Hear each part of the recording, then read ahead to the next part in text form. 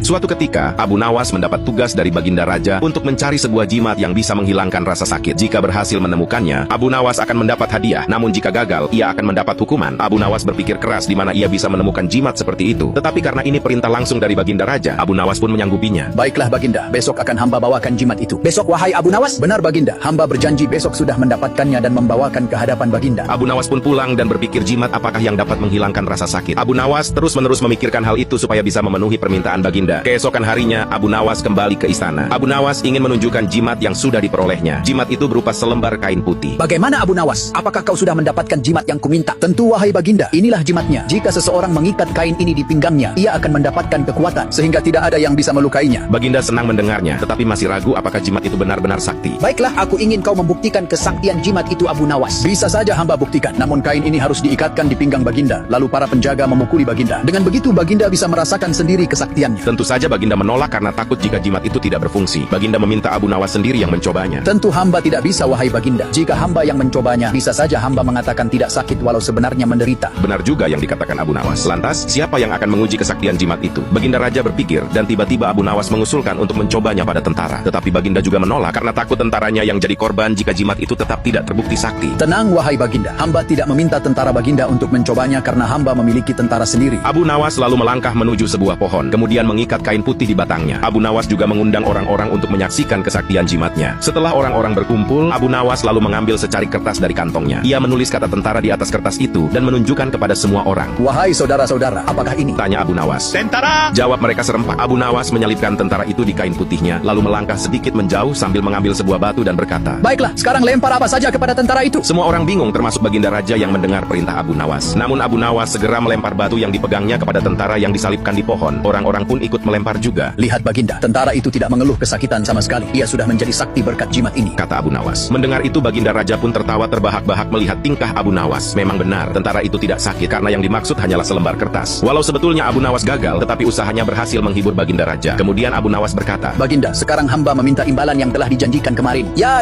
ambillah ini Abu Nawas, kata Baginda sambil memberikan 100 dinar kepadanya. Akhirnya Abu Nawas terbebas dari hukuman. Tidak hanya itu, ia juga mendapatkan hadiah. Karena kecerdikannya lah Abu Nawas selalu berhasil lolos dari perintah sulit Baginda Raja.